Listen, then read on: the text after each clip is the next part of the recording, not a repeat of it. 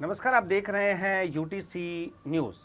महिला दिवस आ रहा है और इस महिला दिवस के मौके पर हम अलग अलग क्षेत्र से महिलाओं से बात कर रहे हैं।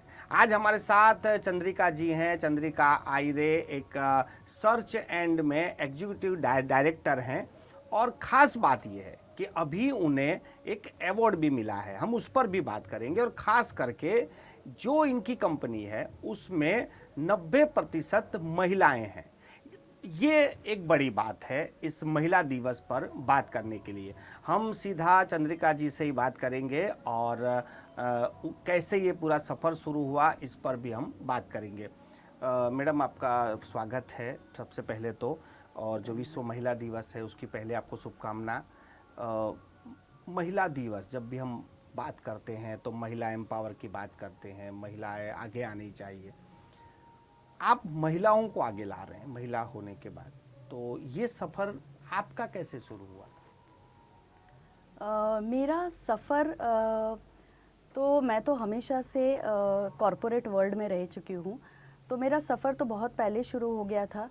सर्च एंड्स में आए हुए मुझे कुछ साल हुए हैं, लेकिन मैं एग्जीक्यूटिव डायरेक्टर हूँ सर्च एंड्स की, जो एक सर्च फर्म है जो बड़ौदा में बेस्ड है।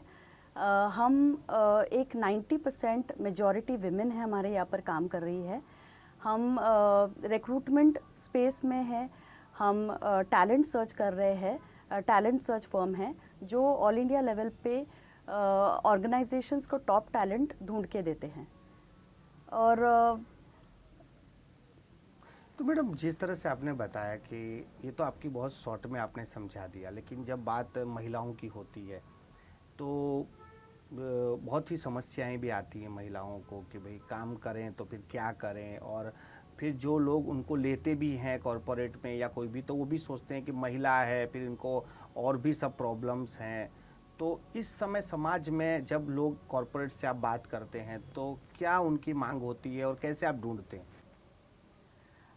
कॉरपोरेट्स में महिलाओं को टॉप पोजीशंस में लेने की मांग होती है, जिस वजह से ही हम गए साल में हमारे रेवेन्यू में हमने ऑलमोस्ट 40%, 45% इनफैक्ट हमने महिलाओं के लीडरशिप पोजीशंस क्लोज किए हैं। मतलब हमने महिलाओं के टॉप टैलेंट ढूंढ के दिए हैं कंपनीज़ को, और ये सब मैं टॉप कंपनीज़ की बात कर रही हूँ। इसके अलावा भी अगर आप नॉर्मल कॉरपोरेट स्पेस या कहीं पे भी जहाँ पर मैन पावर रिक्रूट हो रहा है, वहाँ पर महिलाओं की मांग हो रही है और और उनको सपोर्ट किया जा रहा है। लेकिन मैडम, ये अचानक से ऐसा, ये जो आपने शब्द यूज़ किया कि जो टॉप लेवल पे महिलाओं की मांग हो रही है, ये क्यों, ऐसा क्यों है? आप एक महिला हो तो ऐसा क्यों हो रहा है, लोग ऐसा क्यों मांग रहे हैं? पहले तो महिलाएं रेगुलर जो हमारे स्मॉल और मीडियम स्केल जो पोजीशंस है उसमें तो महिलाओं को हमेशा से भर्ती किया जा रहा है, वो काम कर रही है।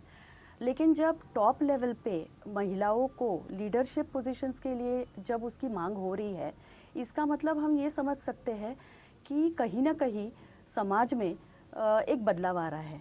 ओके, क्योंकि अगर लीडरशिप पोजीशन में महिलाओं को कंपनियां लेना चाहती है तो उनको ऐसा लगता है कि ये जो वर्क लाइफ बैलेंस, जो करियर के साथ अपना पर्सनल लाइफ महिलाएं बैलेंस नहीं कर पा रही है, वो कहीं ना कहीं बदल गया है। अब महिलाएं घर संभाल रही है, साथ ही साथ अपने करियर में भी बहुत अच्छा कर रही है। और इस बात का जो महसूस, वो आप जैसे बोल सकते हैं कि ये रिकग्निशन जो है वो कंपनियां और कॉरपोरेट, वेदर आप कॉरपोरेट बोलो या आप कोई और भी सेक्टर बोलो, उसमें कंपनियों को ये समझ में आ गया है। तो मैडम, जब हम 50% महिलाओं की बात करते हैं, बराबरी की बात करते हैं, तो जब आप तो ढूंढ रहे हैं कि नया नया टैलेंट ढूंढ रहे हैं, तो हम समाज को क्या कहें? जो समाज में बेटियां हैं जो अभी से ही तैयार हो रही हैं, तो उनको किस तरह का तैयार होना है? जिसे आप ढूंढ रहे हैं वो क्या होना चाहिए? उनके पास ऐसा क्या होना चाहिए जिसे आप ढूंढ रहे हैं? पहले तो उनको एक अच्छा शिक्षण प्राप्त करना चाहिए। क्योंकि एजुकेशन बहुत इम्पॉर्टेंट है आज के ज़माने में। जो भी लोग अपने लाइफ में एक बदलाव कर पाए हैं फिनेंशियल तौर पे, मतलब आप फाइनेंस के लेवल पे आप देखो कि आज के डेट में एक जो घर में काम करने वाली महिला होती है, जैसे आप बोलते हैं कि from uh lower social background के जो, मतलब फिनेंस बैकग्राउंड के जो औरतें होती है, वो उनके बच्चे, वो अपने बच्चों को, इवन बेटियों को पढ़ा लिखा कर अब उनको इस तरह से सक्षम बना रही है कि वो ऑफिस में काम कर रही है, और उन्होंने अपना पूरा का पूरा जो है वो अपना जो फिनेंशियल कंडीशन है अपने घर का, वो ठीक बदल दिया है। तो उसी तरह से मैं लड़कियों को, रादर विमेन को ये मैसेज देना चाहूँगी कि उनको अपने आप पे विश्वास करना चाहिए, सपने देखने चाहिए, क्योंकि सपने देखोगे तो वो पूरे होंगे। साथ ही साथ उनको सपोर्ट मांगने में हिचकिचाना नहीं चाहिए, बिकॉज़ सपोर्ट करने के लिए अगर वो देखेंगे तो आसपास सपोर्ट है, लेकिन उनको मांगना पड़ेगा। तो आप सपोर्ट ढूंढिए, आप हिचकिचाइए मत। तो और जो भी है, जो आपको करना है, उसके लिए आप काम करते रहना, तो आप ज़रूर सफलता की सीढ़ी चढ़ोगे। मैडम, आप जैसे बताया कि जो हाई पोस्ट है वहाँ तो आप लोगों की डिमांड है और लोग मांग भी रहे हैं, मगर हमारा हिंदुस्तान ऐसा है कि जहाँ पर हर आदमी तो एक सीट के लिए नहीं बना है, तो काफ़ी सारी और भी महिलाएं हैं। तो आप तो महिलाओं के साथ भी काफ़ी काम कर चुकी हैं, तो क्या होना चाहिए महिलाओं को? सबसे पहले कहाँ से शुरुआत कर देनी चाहिए?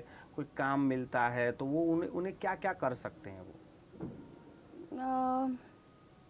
महिलाओं को, जैसे मैंने आपको बताया कि उनको अपने आप को पहले तो अच्छा शिक्षण लेना चाहिए, मतलब उनको एजुकेशन लेनी चाहिए अच्छी। इसके अलावा उनको कंटिन्यूस लर्न करते रहना चाहिए, इवॉल्व होना चाहिए। आप वक्त के साथ अगर बदलोगे नहीं, इवॉल्व नहीं होगे, तो आप अच्छा नहीं कर पाओगे, आप आगे बढ़ नहीं पाओगे। आप बोलोगे, अगर आपको पता है कि टेक्नोलॉजी इतनी आगे बढ़ रही है और हम भारत कहाँ से कहाँ पहुँच गया अभी, तो ये सारा अभी डिजिटल वर्ल्ड आ गया है, आप उसके हिसाब से अगर बदलोगे नहीं, वो उस तरह का ट्रेनिंग, उस तरह का लर्निंग अगर आप उसको लोगे नहीं, एज इन आप सीखोगे नहीं, तो आप वो मतलब आप लोगों के साथ, जो बाकी लोग हैं उनके साथ कदम से कदम मिला के नहीं चल पाओगे।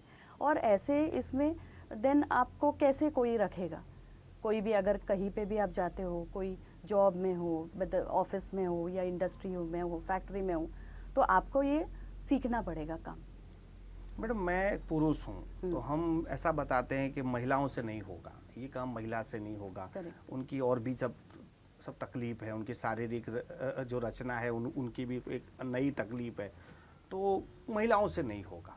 तो आप एक महिला हो, आप वो जवाब देंगे कैसे कि होगा, कैसे होगा? वो जवाब आप कैसे देते हैं फिर? मैं तो आपको मेरे ही कंपनी की बात बताऊंगी कि एक टाइम था जब औरतें ऐसा सोचती थी कि अब शादी हो गई है, बच्चे हो गए, तो अब हम घर में रहेंगे, अब तो हम बाहर नहीं जा पाएंगे क्योंकि हमको घर देखना है, गृहस्थी देखनी है, बच्चों को संभालना है, अब तुम बाहर जाके कैसे काम करोगी? तो बहुत सारे इतने एजुकेटेड औरतें भी घर पे रहती है और घर संभालती है। वो उन्होंने ग्रेजुएशन किया है, उन्होंने MBA किया हुआ है, बहुत सारे लोगों ने तो डॉक्टरी की हुई है, फिर भी इंजीनियर्स बने हैं, बट वो काम नहीं कर रही है, आपने देखा होगा। लेकिन आज के डेट में बिकॉज़ ये हम इतनी मतलब हमारा जो इतना सारा हमने तरक्की कर ली है और हम डिजिटल एज में हैं, हम वर्क फ्रॉम होम की बात कर रहे हैं, लोग आप वो हाइब्रिड मॉडल चला गया है अभी, जहाँ पर आप 2-3 दिन के लिए ऑफिस जा सकते हो, बाकी दिन आप घर से काम कर सकते हो। तो ये सारे जो पॉलिसीज़ है, ये जो अभी जो चालू हो गई है, वो सब क्या है? वो यही सपोर्ट है जो औरतों को दी जा रही है, जो लोगों को दी जा रहे हैं, ताकि वो रिमोटली काम कर सके, उनको ट्रैवल न करना पड़े ऑफिस तक। हाँ, कहीं ना कहीं बहुत सारे बार तो ऐसा भी होता है कि अभी आफ्टर आई थिंक कोरोना बहुत सारी कंपनीज ये रियलाइज़ कर चुकी है कि बहुत सारा रेंट बच जाता है, तो ये सारे लॉजिस्टिक्स भी हो जाती है कि वाई हैव अ, तो इसलिए लोग companies have started going entirely hybrid या तो कम्प्लीटली रिमोट, वैसा भी हो रहा है। But somewhere down the line I think ये एक बोन है औरतों को। आपको नहीं लगता है कि दे कैन, अभी इस तरह से होने के साथ लोग औरतों को काम करने के लिए बाहर जाना नहीं पड़ता है, वो अपने घर के कंफर्ट से काम कर पा रही है और अच्छा काम कर ले रही है। अब उनके ऊपर डिपेंड होता है कि वो इसको कैसे मैनेज करे। हमारे यहाँ पर हमारे जो एम्प्लॉयज़ है, विमेन है, उन लोग बहुत अच्छी तरह से मैनेज कर रहे हैं बिकॉज उन्होंने एक तरह से एक प्रोफेशनल अप्रोच बना लिया अपना। उन्होंने ये डिसाइड कर लिया है कि ये इस टाइम से इस टाइम पे मैं काम करने वाली हूँ, ये मेरा ब्रेक टाइम होने वाला है। उन्होंने अपने घर में बता दिया है कि उनको ये काम करना है, ये मेरे लिए बहुत ज़रूरी है। ओके, सो बहुत बार तो ये इसलिए नहीं होता है कि उनको वो पैसे की ज़रूरत होती है। इट इज़, हाँ, फाइनेंशियल फ्रीडम आता है कहीं ना कहीं, but at the same time that sense of purpose, वो एक जज्बा कि मैं इंडिपेंडेंट हूँ, मैं घर पे बैठी हूँ, तो इसका मतलब ये नहीं कि मैं कि बाहर के दुनिया से मैं अलग हो गई है या मैं ब्रेक हो गया है मेरा। तो वो भी एक सेंस ऑफ पर्पस जो है वो औरतों को मिल रहा है। सो आई थिंक कि और इसलिए जो महिलाएं हैं उन्होंने ये समझना चाहिए कि ऐसे बहुत सारे ऑप्शंस हैं, आप देखो तो सही। मैडम, जैसे आप टैलेंट ढूंढते हैं तो हम जब बात करते हैं कि विदेशों में जब हम सुनते हैं कि वहाँ 1 घंटे का है, जैसे आपके पास 2 घंटे हैं, आपने 2 घंटे काम किया, आपको 2 घंटे का मिलेगा। भारत में अभी भी जो काम चल रहा है वो डे के हिसाब से चल रहा है, 9 घंटे। तो ऐसा कुछ बदलाव देख रहे हैं, कुछ ऐसा आइडियाज़ आ रहे हैं कि कुछ ऐसे लोग हैं जो शुरुआत करें कि आप 2 घंटे काम कीजिए, मेरे यहाँ 2 घंटे का? इनफैक्ट ये हो चुका है ऑलरेडी, ये चल रहा है। आप देखोगे तो वेब स्पेस में जो वेब डिज़ाइनर्स होते हैं वो आपने फ्रीलांसर्स सुने होंगे। अभी इतना सारा फ्रीलांसर का काम आ गया है। मतलब मैं मतलब आई हैव मेरी लीगल एडवाइज़र जो है वो एक फ्रीलांसर है जो शी हैज़ जिसका एक छोटा बच्चा है और वो ऐसे she is a legal consultant. उसने बहुत सारे ऐसे क्लाइंट्स के वो लीगल काउंसिल है।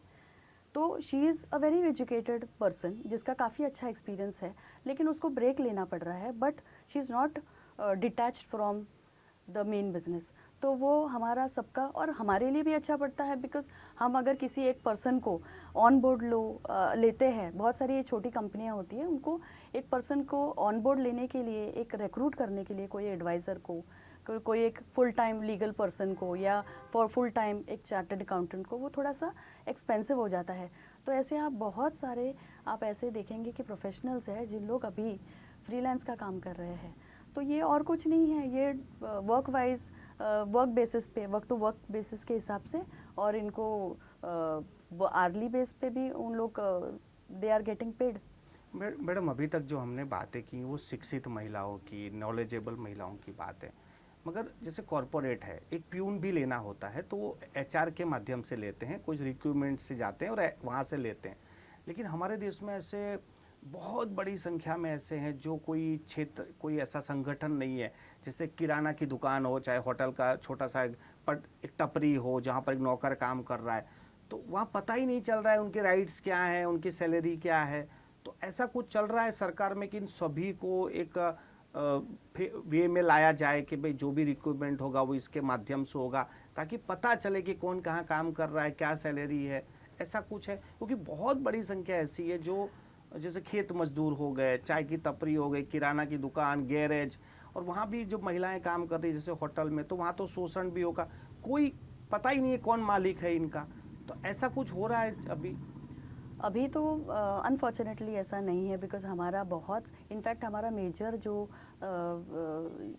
अपने इंडिया में अनऑर्गेनाइज सेक्टर है वो आपको पता है, ऑर्गेनाइज सेक्टर हमारा बहुत कम है, तो जिसके वजह से ये सारे प्रॉब्लम्स तो है।